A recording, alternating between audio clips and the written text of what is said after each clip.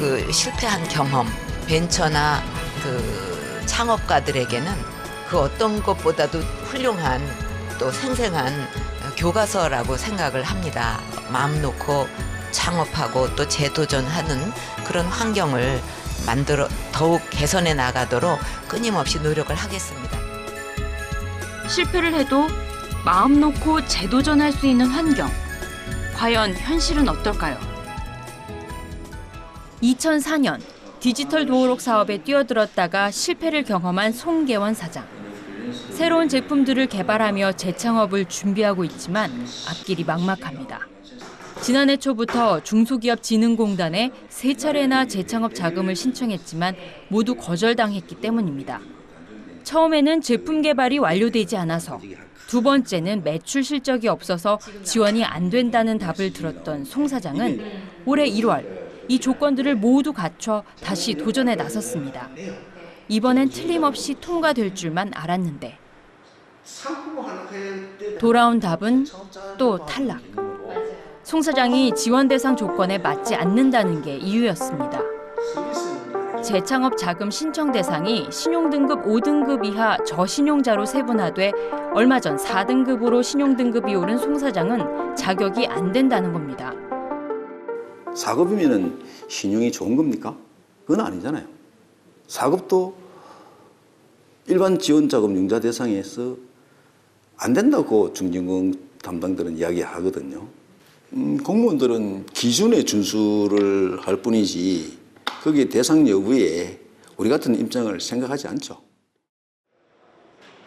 올해 재창업 지원 예산이 1,000억 원으로 대폭 확대됐다지만 지원 대상 사각지대에 놓인 송 씨에게는 먼 이야기일 뿐입니다. 3번 도전했지만 또다시 재창업의 꿈이 꺾여버리고 만 그는 끝내 눈물을 보였습니다. 사업을 실패하면은 사회는 물론이고 가족으로부터 어떻게 보면은 신용을 잃게 되는 거예요. 가정까지 유지를 못하는 그런 책임까지 가는 거예요. 사업 실패자가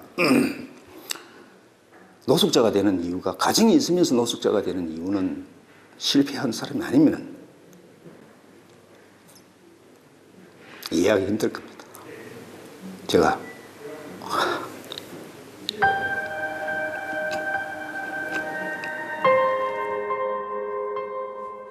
30년 동안 원단의 실만 연구해 실박사라는 별명이 붙은 김철현 사장. 김 사장은 2008년 거래처 부도로 납품 대금을 받지 못해 폐업을 해야 했습니다.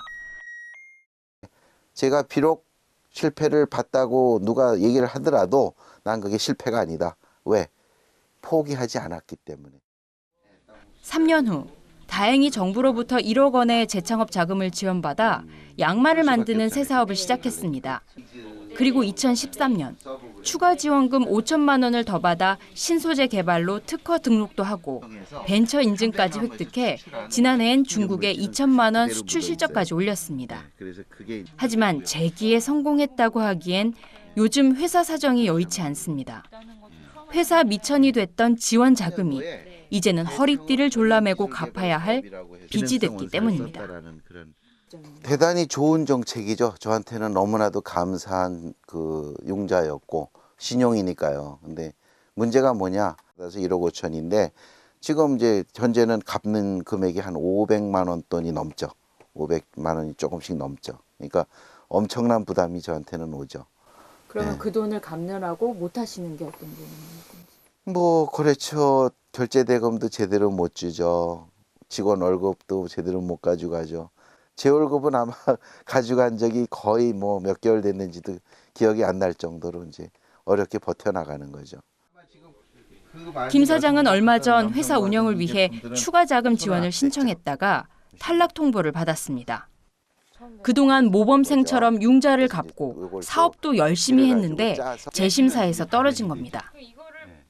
기업인들이 돈 들어갈 게 사실은 한두 가지가 아닌데 그런 것들 제대로 좀 보고 평가해주고 오히려 지원해 주려고 하는 정책이 돼야지 안 떼어먹히려는 정책으로 가면은 그게 진짜 재창업 제도를 지원해 주는 그런 그 제도라고 보기에는 좀 어렵다고 봐야죠. 죽음의 계곡. 창업 후 3년에서 7년 차. 제품을 만들고 수익을 내기 전 회사가 적자에 빠지면서 도산 위기에 몰리는 현상을 말합니다. 우리나라에서 창업 이후 3년 차에 접어든 기업의 생존율은 38%. 5년 차에 접어들면 창업기업 10곳 가운데 7곳이 죽음의 계곡을 넘지 못하고 실패합니다. 한 번 실패했다 재창업한 중소기업의 경우 사업 초기 생존율은 압도적으로 높지만 역시 4년 차에 접어들면서 다시 위기를 겪는 것으로 나타났습니다. 재창업 이후에도 꾸준한 관리와 지원이 필요하다는 지적이 나오는 이유입니다. 집행기간이라든가 조건이라든가 이런 것들을 이분들이 현실적으로 활용할 수 있는 형태에 또 맞춰가지고 할 수 있게끔 그런 내용들을 조정을 해줘야 되는데 현재 이 내용이 조정이 안 되고 있는 상태죠. 총리실 직속이 되든지 대통령 직속이 되든지 그렇게 해서 재도전이나 재창업이 가능하게끔 하는 이런 4개의 부문을 통합적으로 다룰 수 있는 통합기구 출범이 반드시 필요하다.